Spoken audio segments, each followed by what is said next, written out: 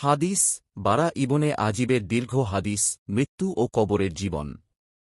সূত্র ইমাম আহমদ, মুসনাদ, আবু দাউদ, হাকেম সহ আরও অনেক হাদিস গ্রন্থে বর্ণিত। হাদিসের সারমর্ম। বারা ইবনে আজিব রাত বলেন, আমরা এক জানাজায় রাসূলুল্লাহ সাল্লাল্লাহু আলাইহি ওয়াসাল্লাম এর সঙ্গে উপস্থিত ছিলাম। তিনি বসে পড়লেন, আমরা সবাই তাঁর চারপাশে বসলাম। এরপর তিনি বললেন, যখন কোনো মুমিন বান্দা মৃত্যুর সময় আসে, তখন তার কাছে আকাশ থেকে শুভ্র চেহারার ফেরেশতাগণ অবতরণ করেন। তাদের মুখমণ্ডল সূর্যের মতো উজ্জ্বল হয়। তারা জান্নাতের কাফন ও সুগন্ধি নিয়ে আসে। তারা দৃষ্টিসীমা পর্যন্ত অবস্থান করে। তারপর মালাকুল মউত মৃত্যুর ফেরেশতা এসে বলে, হে শান্ত আত্মা, বেরিয়ে এস আল্লাহর মাগফিরাত ও সন্তুষ্টির দিকে। তখন আত্মা এমনভাবে বেরিয়ে আসে যেন পানি কলস থেকে গড়িয়ে পড়ছে। এরপর আত্মাকে সুগন্ধি দিয়ে মুড়িয়ে আকাশের দিকে নিয়ে যাওয়া হয়। প্রতিটি আসমানের ফেরেশতা জিজ্ঞেস করে, এটি কে? ফেরেশতারা বলে, এটি অমুক নামের ছেলে অমুক। তারা ভালো ভালো নামে ডাকে। একে একে 7 আসমান পার হয়ে এটি আরশের নিকট নিয়ে যাওয়া হয়।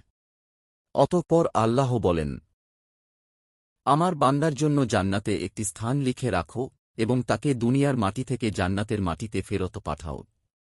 অতঃপর কবরের মধ্যে তার কাছে 2 ফেরেশতা আসে, মুনকার ও নাকির। তারা তাকে জিজ্ঞাসা করে, তোমার রব কে? সে বলে, আমার রব আল্লাহর। তোমার দিন কি? সে বলে, আমার দিন ইসলাম। এই ব্যক্তিকে যিনি তোমাদের মধ্যে প্রেরিত হয়েছিলেন? সে বলে, তিনি হলেন আল্লাহর রাসূল শাহ।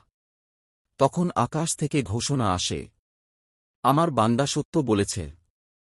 এরপর তার কবর প্রশস্ত করা হয়, জান্নাতের দৃষ্টিগোচর করানো হয়, সে জান্নাতের সুবাস পায়। তারপর এক সুন্দর মুখের লোক আসে এবং বলে, সুসংবাদ হোক, আজকের দিনটি তোমার জন্য সফল।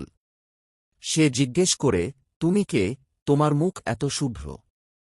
সে বলে, আমি তোমার ভালো আমল।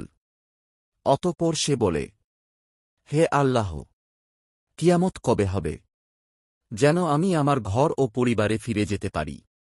এই হাদিস থেকে শিক্ষা। মুমিনের মৃত্যু শান্তিময় হয়।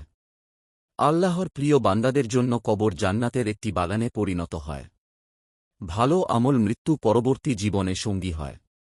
জীবন ক্ষণস্থায়ী, কিন্তু আমল চিরস্থায়ী ফল আনে। এই হাদিসটি এতই গুরুত্বপূর্ণ যে এটি প্রতিটি মুসলমানকে স্মরণ করিয়ে দেয়, আমলই আমাদের প্রকৃত পরিচয় এবং ভবিষ্যতের ঠিকানা নির্ধারণ করে।